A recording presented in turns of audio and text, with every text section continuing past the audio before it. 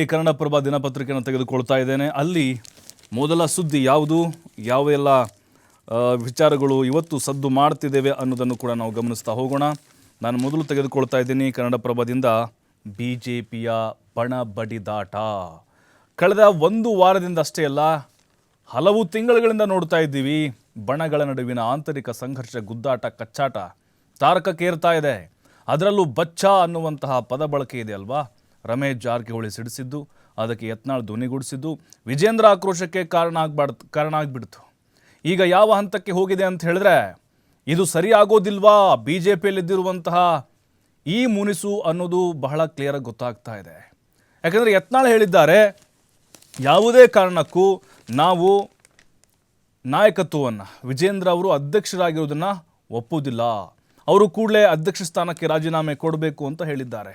ಅಂದರೆ ಇಲ್ಲಿ ರಾಜೀನಾಮೆ ಕೊಡದೇ ಇದ್ದರೆ ಖಂಡಿತವಾಗ್ಲೂ ನಾವು ಮತ್ತಷ್ಟು ನಮ್ಮ ಹೇಳಿಕೆಗಳು ಬಿರುಸಾಗಿರ್ತವೆ ಅನ್ನುವಂಥ ಎಚ್ಚರಿಕೆ ಸಂದೇಶಗಳನ್ನು ಯತ್ನಾಳ್ ಹಾಗೆ ರಮೇಶ್ ಜಾರಕಿಹೊಳಿ ಕೊಡ್ತಾನೆ ಬರ್ತಾ ಇದ್ದಾರೆ.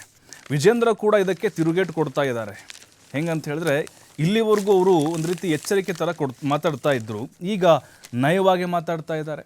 ಹಿರಿಯರು ನನಗೆ ಆಶೀರ್ವಾದ ಮಾಡಿದ್ದಾರೆ, ಅವಕಾಶವನ್ನು ಕೊಟ್ಟಿದ್ದಾರೆ, ಯಡಿಯೂರಪ್ಪನವರು ಮಗನಾಗಿ ಉತ್ತಮ ಕೆಲಸಗಳನ್ನು ಮಾಡ್ತೀನಿ, ರಾಜ್ಯಾದ್ಯಂತ ಸಂಘಟನೆ ಮಾಡಿದ್ದೇನೆ 1 ವರ್ಷ, ಇದನ್ನು ಹಾಗೆ ಮುಂದುವರಿಸ್ಕೊಂಡು ಹೋಗ್ತೇನೆ, ಮುಂದಿನ ದಿನಗಳಲ್ಲಿ ಪಕ್ಷವನ್ನು ಅಧಿಕಾರಕ್ಕೆ ತಂದು ತೋರಿಸ್ತೇನೆ, ಯಾರು ಏನೇ ಅನ್ನಲಿ ತಲೆ ಕೆಡಿಸ್ಕೊಳ್ಳೋದಿಲ್ಲ ಅನ್ನುವಂತಹ ಮನಸ್ಥಿತಿಗೆ ವಿಜೇಂದ್ರ ಅವರು ಬಂದು ಬಿಟ್ಟಿದ್ದಾರೆ. ನೋಡಿ ಯಾವ ರೀತಿಯಾಗಿದೆ BJPಯ ಸದ್ಯದ ಪರಿಸ್ಥಿತಿ ಅಂತ ಹೇಳಿದ್ರೆ, ಮನೆಯೊಂದು 3 ಬಾಗಿಲು ಅಲ್ಲ, ಮನೆಯೊಂದು 2 ದೊಡ್ಡ ಬಾಗಿಲು ಆಗಿದೆ. ಯಾಕಂತ ಹೇಳಿದ್ರೆ ನೋಡಿ, ವಿಜೇಂದ್ರ ಅವರ ಟೀಮ್ನವರು ಸಭೆ ಮೇಲೆ ಸಭೆ ಮಾಡ್ತಾ ಇದ್ದಾರೆ. ರೇಣುಕಾಚಾರ್ಯ, ಕಟ್ಟಾ ಸುಬ್ರಹ್ಮಣ್ಯ ನಾಯ್ಡು, ಇವ್ರದೊಂದು ಟೀಮು. ಆಮೇಲೆ ಯತ್ನಾಳ್ ಆ್ಯಂಡ್ ಜಾರಕಿಹೊಳಿ ಸೇರಿದಂತೆ ಅವರು ಹಲವು ನಾಯಕರು ಅವರು ತಮ್ಮ ಪಟ್ಟಣ ಬಿಡ್ತಾ ಇಲ್ಲ. ಇದು ಮುಂಬರುವಂತಹ ಸ್ಥಳೀಯ ಚುನಾವಣೆ ಮೇಲೆ ಸಾಕಷ್ಟು ರೀತಿಯಂಥ ಎಫೆಕ್ಟ್ ಬೀರುವ ಸಾಧ್ಯತೆಗಳಿದ್ದಾವೆ. ಹೈಕಮಾಂಡ್ ಕೊಕ್ಕೆ ಹಾಕ್ತಾ ಇಲ್ಲ. ಹೈಕಮಾಂಡ್ ಭೇಟಿಯಾಗಿ ಬಂದ ಮೇಲೆ ಯತ್ನಾಳ್ ಅವರ ಆ ಮಾತಿನ ವರಸೆಗಳು ಮುಂದುವರೆದಿದೆ. ಏಕವಚನದಲ್ಲೇ ವಾಗ್ದಾಳಿಗಳು ನಡೆಸ್ತಾ ಇದ್ದಾರೆ. ಯಡಿಯೂರಪ್ಪನವರು ಸೈಲೆಂಟ್ ಆಗಿಬಿಟ್ಟಿದ್ದಾರೆ. ಹಾಗಾದರೆ ಈ ಬೆಂಕಿಯನ್ನು ನಂದಿಸುವಂಥವ್ರು ಯಾರು BJPಯಲ್ಲಿ?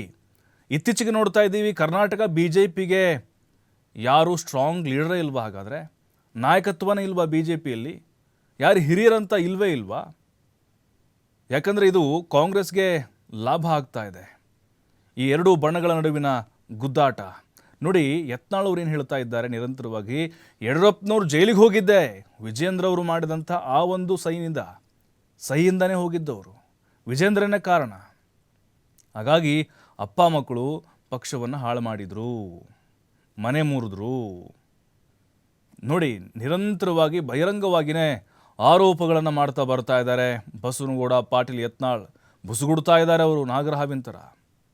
ವಿಜೇಂದ್ರ ಅವರು ಅದಕ್ಕೆ ಟಕ್ಕರ್ ಕೊಡ್ತಾನೇ ಇದ್ದಾರೆ.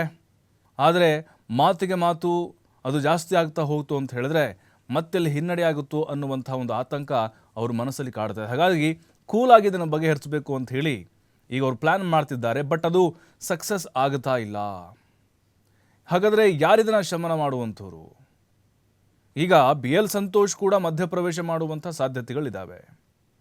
ಯಾಕಂದರೆ ಸಂಘ ಪರಿವಾರದ ಬೇಸ್ ಒಂದು ಕಡೆ, ಜೊತೆಗೆ ಅಲ್ಲಿ ಮೂಲ ವಲಸಿಗರದು ಒಂದು ಗುಂಪು, ಅಲ್ಲಿ ಯತ್ನಾಳ್ ಅವ್ರದ್ದು ಈಗಾಗಲೇ ನೋಡ್ತಾನೇ ಇದ್ದೀವಿ, ಅವರು ತಮ್ಮ ಒಂದು ಗುಂಪಿನಲ್ಲಿರುವಂಥವ್ರನ್ನ ಒಬ್ಬರನ್ನ ಅಧ್ಯಕ್ಷ ಗಾದಿ ಕಣಕ್ಕಿಳಿಸಬೇಕು ಅನ್ನುವಂಥ ಹೇಳಿಕೆಗಳು, ಪ್ರಹ್ಲಾದ್ ಜೋಶಿ ಅವರು ಚುನಾವಣೆ ಹೇಳಿಕೆ.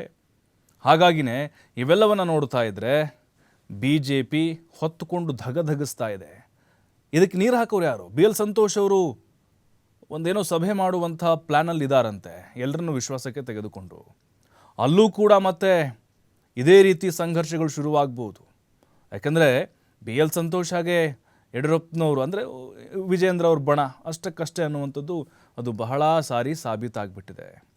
ನೋಡಿ, ಈಗ ರೇಣುಕಾಚಾರ್ಯ ಅವರೊಂದು ಬಾಂಬ್ ಹಾಕಿದ್ರು. ಇವ್ರ ಹಿಂದೆ ಯಾರೋ ಇದ್ದಾರೆ ಅಂದರೆ ಇಲ್ಲಿ ನಮಗೆ ಕ್ಲಿಯರಾಗಿ ಗೊತ್ತಾಗ್ತಾ ಇರೋದು, BJPಯಲ್ಲಿ 2ರಿಂದ 3 ಬಣಗಳು ಆ್ಯಕ್ಟಿವ್ ಆಗಿದ್ದಾವೆ. ವಿಜೇಂದ್ರ ಅವರು ಯಾವುದೇ ಕಾರಣಕ್ಕೂ ಮತ್ತೊಮ್ಮೆ ಅಧ್ಯಕ್ಷರಾಗಬಾರ್ದು ಅನ್ನೋದನ್ನು ತಡಿಲಿಕ್ಕೆ ಎಲ್ಲರೂ ಪ್ಲ್ಯಾನನ್ನು ರೂಪಿಸ್ತಾ ಇದ್ದಾರೆ. ಅಂದರೆ ಇದು ಯಡಿಯೂರಪ್ಪನವರ ಕಪಿಮುಷ್ಟಿಯಿಂದ ಪಕ್ಷ ಇರಬಾರ್ದು, ಸಾಮಾನ್ಯ ಕಾರ್ಯಕರ್ತರ ಪಕ್ಷ ಆಗಬೇಕು ಅನ್ನುವಂಥ ಒಂದು ಸಂದೇಶವನ್ನು ರವಾನೆ ಮಾಡಲಿಕ್ಕೆ ಈ ಥರದ ಬೆಳವಣಿಗೆಗಳು ನಡೀತಾ ಇದ್ದಾವೆ. ಹಾಗಾದರೆ ಬಿ ಜೆ ಪಿಯ ಭವಿಷ್ಯದ ಗತಿ ಏನು? ಯಾಕೆಂದರೆ ಕಿವಿ ಹಿಂಡೋರು ಯಾರೂ ಇಲ್ಲ ಬಿ ಜೆ ಪಿಯಲ್ಲಿ. ನಾವು ಬಹಳ ದಿನಗಳಿಂದ ನೋಡ್ತಾನೇ ಇದ್ದೀವಿ. ನೋಡಿ, ಕಾಂಗ್ರೆಸ್ನಲ್ಲಿ ನೋಡಿ, ಹೈಕಮಾಂಡ್ ಒಂದು ಎಚ್ಚರಿಕೆ ಕೊಡ್ತು, ಎಲ್ಲ ಗಪ್ಚುಪ್ಪಾಗ್ಬಿಟ್ರು. ಆದರೆ ಬಿ ಜೆ ಪಿಯಲ್ಲಿ ಹಂಗಾಗ್ತಾ ಇಲ್ಲ. ಆ ಕಡೆಯಿಂದ ಒಂದು ಬಾಣ ಬಿಟ್ಟರೆ ಇಲ್ಲಿಂದ ಮತ್ತೆ ಬ್ರಹ್ಮಾಸ್ತ್ರಗಳನ್ನು ಬಿಡ್ತಾ ಇದ್ದಾರೆ. ಇದೆಲ್ಲವೂ ನಿವಾರಣೆ ಆಗಬೇಕು ಅಂತ ಹೇಳಿದ್ರೆ ಅಮಿತ್ ಶಾ, ನಡ್ಡಾ, ಮೋದಿ ಮಧ್ಯಪ್ರವೇಶ ಮಾಡಬೇಕು ಅನ್ನೋ ಗೊತ್ತಿಲ್ಲ.